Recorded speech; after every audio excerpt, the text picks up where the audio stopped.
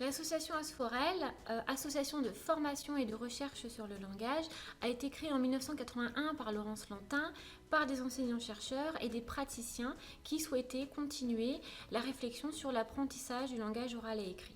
En 2012, l'association a reçu l'agrément d'association éducative complémentaire de l'enseignement public qui est délivré par le ministère de l'Éducation nationale. La spécificité de l'Asforel est de faire des ponts entre la recherche fondamentale et les besoins du terrain. Au sein de l'association Asforel, on trouve un certain nombre de professionnels qui sont tous concernés par la question de l'apprentissage du langage, que ce soit des enseignants-chercheurs, des formateurs et tout type de praticiens, des conseillers pédagogiques, enseignants, etc. L'Asforel a deux grands principes, la lutte contre l'échec scolaire et la prévention de l'illettrisme. Alors, l'association de formation et de recherche sur le langage a pour vocation, depuis le début de sa création en 1980, de mettre en relation les pratiques dans les structures petite enfance ou l'école maternelle ou même au-delà, l'école élémentaire ou encore dans d'autres types de structures, de mettre en relation ces pratiques professionnelles avec les recherches qui sont menées en linguistique de l'acquisition. La linguistique de l'acquisition s'appuie sur les recherches dites socio-interactionnistes, c'est-à-dire qu'on va s'intéresser davantage aux relations, aux échanges qu'il existe entre l'adulte expert qui sait parler le français pour ce qui nous concerne et l'enfant qui est en train d'apprendre, de mettre en œuvre toute sa fonction langage. Donc dans ces échanges, ce qui va être intéressant, c'est de voir comment ce que propose l'adulte peut être réinvesti par l'enfant, c'est-à-dire comment cet étayage peut permettre à l'enfant d'avancer, de se réapproprier des éléments, que ce soit des mots, du lexique ou bien des structures de la langue sur le plan de la syntaxe, et ensuite pouvoir augmenter, étendre non seulement la longueur moyenne de ces énoncés, mais aussi la complexification de ces énoncés. On étudie dans linguistique de l'acquisition tous ces échanges, on étudie comment l'adulte peut s'inscrire dans une zone proche du développement de l'enfant, c'est-à-dire dans une zone dans laquelle l'adulte va pouvoir apporter un petit peu plus que ce que l'enfant sait produire et qui vont lui permettre de s'appuyer sur ce un petit peu plus pour avancer dans son apprentissage. Donc ça, c'est le travail général d'observation et d'analyse des échanges entre l'adulte et l'enfant. L'association propose 3 dispositifs. D'abord, le dispositif Parler ça s'apprend qui s'adresse aux enfants de 0 à 3 ans. Le dispositif Coup de pouce langage qui s'adresse plutôt aux enfants de 3 à 6 ans scolarisés en école maternelle. Puis le dispositif Jouer pour parler, parler pour jouer, le langage en jeu qui s'adresse également aux enfants de 3 à 6 ans. Au sein du dispositif Coup de pouce langage, on utilise comme support les livres illustrés. Et pour le dispositif Jouer pour parler, parler pour jouer, on utilise comme support les jeux de société. Le dispositif Coup de pouce langage s'adresse à des enfants de 3 à 6 ans scolarisés à l'école maternelle. L'idée est de les aider à apprendre à parler de façon à mieux entrer dans les apprentissages de la lecture-écriture. Ce dispositif Coup de pouce langage a été expérimenté à Angers de 2003 à 2006 et ensuite a été démultiplié sur le territoire et prend place maintenant dans différentes villes en France. Ce dispositif est axé sur un travail linguistique et il faut dire qu'il n'est ni sociologique, ni comportemental, ni psychologique. Donc le critère de choix des enfants va être uniquement sur le côté linguistique du langage. Pour choisir les enfants, il y a plusieurs solutions. Il y a des grilles qui existent, toutes faites, mais qui sont toujours plus ou moins adaptées à nos possibilités. Ce que l'on suggère, c'est de raconter au groupe classe une histoire à parler, celle qui nous plaît le plus, puis ensuite plusieurs fois, de la lire plusieurs fois aux enfants, éventuellement de la raconter, de regarder les images, etc. Et puis après, en petits groupes, on va demander aux enfants de raconter à leur tour. Pendant cette activité, on voit les enfants qui parlent beaucoup, donc ceux-là, on les considère comme n'ayant pas besoin du dispositif. Pour les autres, il va y avoir plusieurs comportements, soit des enfants qui ne parlent pas du tout, donc ceux-là, Il faudra qu'on cherche si ils ne parlent pas parce qu'ils sont extrêmement timides ou bloqués par la situation scolaire ou parce qu'ils ne maîtrisent pas le langage. S'ils sont bloqués par la situation scolaire ou leur timidité, ces enfants-là, le dispositif peut éventuellement leur apporter quelque chose, plutôt sur le plan psychologique que sur le plan linguistique, mais souvent ces enfants ne sont pas prioritaires. Pour ceux qui parlent pas parce qu'ils ne maîtrisent pas la langue, on va leur demander en groupe encore plus restreint ou avec en individuel de raconter encore une deuxième fois l'histoire à parler. Et là, on va mieux les entendre, on va voir s'il leur manque des mots dans la phrase, si c'est un problème de prononciation qui fait que ces enfants sont incompréhensibles, si ces enfants se trompent dans les pronoms, dans les verbes, ou qu'ils n'ont pas du tout de lexique. Donc en fonction de toutes ces observations, de toutes ces notes, on va être en mesure de sélectionner 5-6 enfants qui répondent vraiment aux critères linguistiques du dispositif. Alors les ateliers se déroulent en 3 phases. La première phase, donc, c'est la phase d'accueil, pendant laquelle l'adulte va chercher l'enfant qui est en train de jouer ou dessiner ou qui est encore avec d'autres enfants. Il va l'accueillir. C'est un moment où l'échange est plutôt informel. Ils parlent un petit peu du quotidien et puis ils viennent s'installer à la table. Ensuite, la deuxième phase, donc c'est la phase la plus importante, pendant laquelle donc, on a tout ce travail autour des livres qui ont été sélectionnés par la Sforel. Et donc dans ce moment-là, on va retrouver aussi plusieurs moments. Donc le premier moment, c'est celui pendant lequel l'enfant choisit le livre que l'adulte va lui lire. Donc ce choix se fait parmi 4-5 livres de la collection de la Sforel que l'adulte a préalablement sélectionné. Et il fait une sélection pour chaque enfant en fonction de ses besoins, de là où il en est dans son développement du langage.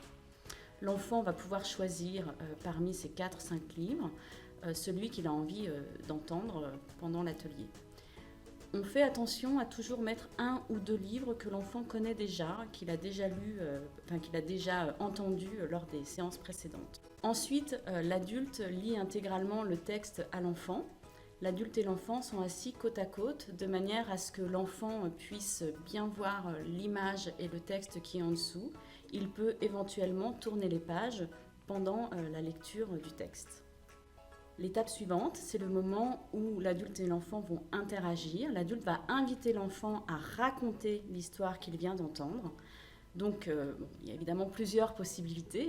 Soit l'enfant est suffisamment à l'aise pour raconter, et donc il fait des propositions, des tentatives de verbalisation que l'adulte va soutenir en répétant ou en reformulant de manière à allonger ou proposer d'autres formulations.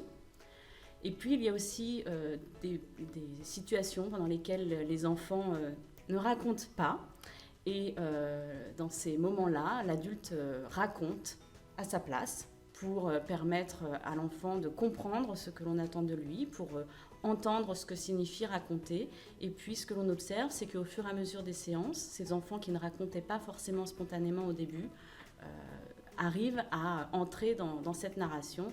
Ils sont accompagnés par l'adulte qui les aide à reconstruire ou à allonger leurs énoncés. Et puis petit à petit, les enfants vont pouvoir raconter de façon de plus en plus autonome. Ce moment-là se termine donc par une valorisation de l'échange qu'il y a eu pendant cette interaction. Et puis, alors, soit on lit un autre livre à l'enfant, soit on lui propose un petit jeu autour des livres, de manière à clôturer la séance.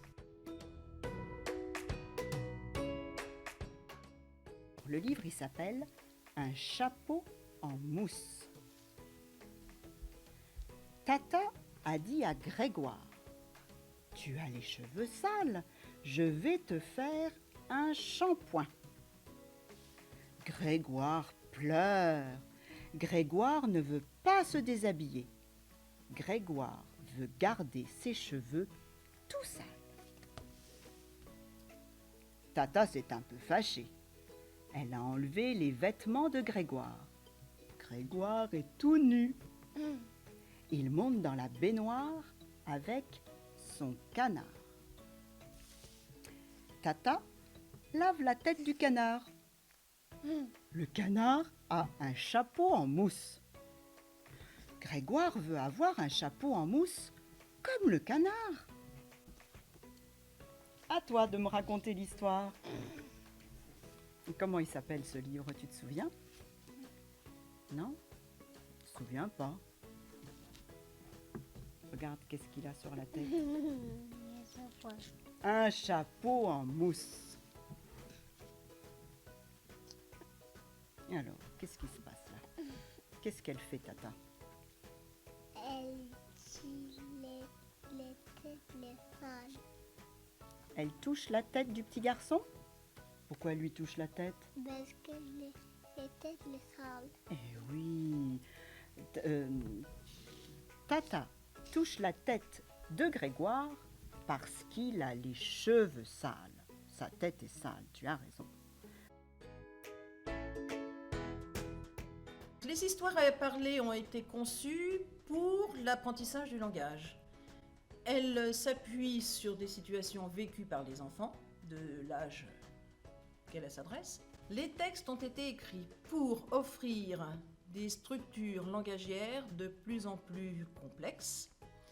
Les images ont été conçues pour soutenir la compréhension de l'histoire par les enfants et leur permettre de s'appuyer dessus pour raconter à leur tour l'histoire, et ce, de façon de plus en plus autonome. Le dispositif de réussite éducative de la ville de Vendeuvre met en place au sein de 6 écoles maternelles du quartier prioritaire de la ville des ateliers langage en lien avec l'association Asforel depuis 2007. Il s'agit d'un projet partenarial reposant sur l'intervention de différents acteurs. Tout d'abord l'Asforel qui va former et suivre les facilitateurs bénévoles tout au long de l'année.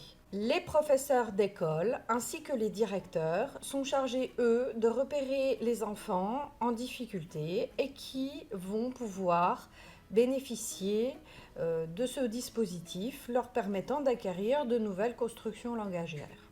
Les facilitateurs bénévoles qui interviennent au sein des écoles une fois par semaine, alternativement pour une séance autour du livre et une séance autour du jeu. Et enfin, les parents qui doivent prendre conscience de l'implication régulière de leurs enfants au sein des ateliers langage. Il est important que chaque acteur joue son rôle. Chaque maillon est important et c'est bien la synergie des actions des uns et des autres qui vont participer et concourir à la réussite de ce dispositif au sein des écoles. Le coup de pouce langage, c'était donc un atelier dont j'avais entendu parler, mais je n'avais jamais vu la manière dont c'était mis en place. Donc nous, en amont, au mois de juin, on essaye de réfléchir à quel élève peut être pressenti pour ce type d'atelier. Pour beaucoup, ce sont des élèves qui n'ont pas la langue française en langue maternelle. Mais pas que, hein, ça peut concerner aussi d'autres élèves. Le travail se fait en équipe et puis ensuite, dès la mise en place de ces ateliers en octobre, une liaison se fait souvent entre les enseignants et les intervenants pour faire le point sur les progrès de chacun ou faire des petits ajustements lorsqu'un élève réagit d'une manière ou d'une autre pour voir comment il se comporte également en classe, quelles sont les évolutions. Moi, en tant que directrice, j'essaye de coordonner tout ça. Je suis plutôt là aussi d'un point de vue organisationnel. Le bénéfice sur les enfants, je ne le fais pas directement avec les intervenants chaque semaine, mais plutôt avec mes enseignants pendant les conseils de cycle qui ont lieu une fois par période. Le lien qu'on fait aussi avec Madame Haas, la coordonnatrice, nous permet de faire un retour 2 fois par an au sujet de ces enfants-là. Ce dispositif nécessite des moyens financiers. Il s'agit effectivement de financer la formation dispensée par l'Asforel. Nous acquérons aussi des supports spécifiques qui seront utilisés lors des ateliers. Enfin, les enfants sont abonnés à une revue qu'ils ramènent chez eux pour partager avec leurs parents ce qu'ils ont vu au cours des ateliers langage. Le service de réussite éducative coordonne ce dispositif, c'est-à-dire qu'il va organiser les réunions et les co-animer avec l'ASFOREL. Il est chargé aussi de recruter les bénévoles, de les répartir au sein des écoles et de procéder au remplacement lorsque ceux-ci sont absents. À Vendeuvre, cela représente la gestion de 35 bénévoles et demande donc du temps pour les gérer.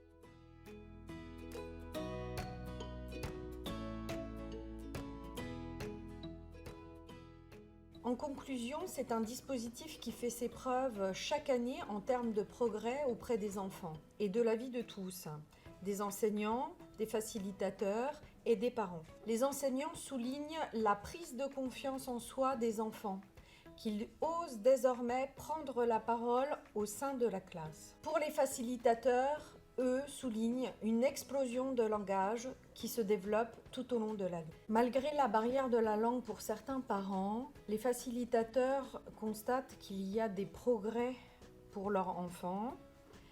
Les parents aussi soulignent qu'ils sont très contents que leur enfant ait pu progresser et remercient chaleureusement l'implication de tous dans cette action. Où on voit effectivement pour la plupart des enfants une évolution. Après, c'est vrai que des fois rentrent dans le dispositif des enfants qui sont plus timides et pour lesquels on n'observe pas forcément encore, en tout cas dans le langage direct avec l'enseignant, la progression, mais c'est quand on les entend parler avec leurs camarades où là on sent qu'il y a eu quelque chose il y a eu un petit déclic. À partir de ce travail sur les échanges, on va observer s'il y a une évolution, comment cette évolution se met en œuvre au cours de l'année, que ce soit les plus petits jusqu'aux plus grands, de façon à estimer un petit peu la mise en œuvre de variantes langagères les plus diversifiées possibles avant l'entrée dans l'écrit. C'est le principal travail que nous faisons, notamment dans les dispositifs coup de pouce langage, jouer pour parler, parler pour jouer, et d'autres dispositifs pour la petite enfance également. Dans le cadre des ateliers de langage, les parents ont une place aussi très importante. Alors à plusieurs niveaux, on va pouvoir avoir des échanges avec les parents, soit en fin de séance, les facilitateurs peuvent expliquer ce qui vient de se passer, montrer les livres qui ont été lus. Soit on va pouvoir inviter les parents à participer à une séance de lecture autour des livres. Ou bien on peut aussi organiser des goûters qui permettent aux parents de rencontrer les facilitateurs et puis les enfants qui participent à l'atelier. Certaines villes font parfois le choix d'offrir un abonnement à une revue pour chaque enfant, ce qui permet soit de lire un petit bout de la revue à la fin des ateliers, ou bien justement de faire le lien en introduction de l'atelier. Là, c'est aussi un moment qui peut être partagé aussi avec les parents lorsqu'il y a la remise de ces revues. L'objectif de ces relations avec les parents, c'est évidemment de permettre aux parents de poursuivre ces interactions à la maison, donc autour des livres, mais aussi autour des jeux, puisque dans certaines villes, en parallèle des ateliers autour des livres, se déroulent des ateliers autour des jeux de société, pendant lesquels donc, les enfants sont invités à jouer et à verbaliser, à interagir avec le facilitateur pour, là encore, favoriser un entraînement au langage. Pendant ces séances, les parents peuvent aussi être invités à jouer avec les enfants et se rendre compte qu'ils peuvent continuer ce type d'activité à la maison.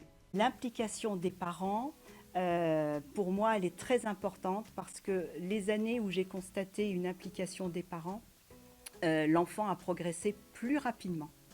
Alors pourquoi certaines années les parents ne s'impliquent pas ? C'est principalement à cause de la barrière de la langue, des parents qui ne maîtrisent absolument pas le français. C'est très compliqué de leur expliquer ce qu'on fait au sein des ateliers langage. Moi, personnellement, je les invite régulièrement à venir voir dans les ateliers langage ce qu'on fait avec leurs enfants pour qu'ils comprennent mieux. Mais par exemple, cette année, et c'est un regret, j'ai pu peu toucher les parents. Et c'est difficile de ne pas pouvoir échanger, je trouve qu'il manque quelque chose. Quand les enseignants, les parents et les bénévoles ont une bonne relation, une relation de suivi, les progrès seront plus faciles pour l'enfant à faire. Au début, on ne se connaissait pas, Esther. Hein, et puis on a appris petit à petit à s'apprivoiser, à se connaître. Et puis maintenant, on passe des bons moments. J'ai remarqué qu'Esther s'éveillait quand même assez rapidement. Et son comportement avec moi était très bien dès le début. Je suis le papa d'Esther. Et c'est la première année d'Esther ici. L'année dernière, elle était au Gabon. Et au début, avant de commencer les ateliers, elle était vraiment assez timide. Et on a remarqué qu'il y a une amélioration au niveau de son essence verbale. Et quand elle est à la maison, elle demande de raconter des histoires. Et surtout depuis qu'il y a le livre le vendredi, même des fois on est un peu fatigué, elle insiste. Elle dit, faut raconter des histoires, Et elle aime très bien surtout les activités des après-midi. Elle aime vraiment, le mardi et le jeudi, elle est vraiment précise. Et il y avait une fois, je crois qu'elle était malade, c'est ça. Elle n'a pas pu venir, mais franchement, elle a boudé, pratiquement, elle a pleuré. Au départ, c'est vrai que nous, on vient du Gabon et on n'est pas habitué à ce genre d'atelier. On a passé le coup de pouce au Gabon et quand on est arrivé, et avec le soutien que vous nous avez apporté, ça nous a fait un pouce en fait. Ça nous a fait quelque chose au cœur parce que vous avez pris à cœur Esther et le langage qu'on a, par exemple, au Gabon, on est plus dans le langage familier. Et ici, c'est vrai qu'on parle toujours le français, mais il y a des termes qui sont typiques au Gabon et il y a des termes qui sont aussi typiques en France. Et elle, au fur et à mesure, son vocabulaire a commencé à changer. Et quand on lui lit une histoire, parce que c'est ce que je fais aussi, j'ai participé une fois à l'atelier avec Madame Maris, et je lui demandais de me faire le résumé à la fin. Qu'est-ce qu'elle a retenu de l'histoire? Il y a combien de personnages? Et voilà, il me raconte à sa manière tout ce qui se passe dans l'histoire. Je dis, c'est bien, tu suis très bien les coups de pouce.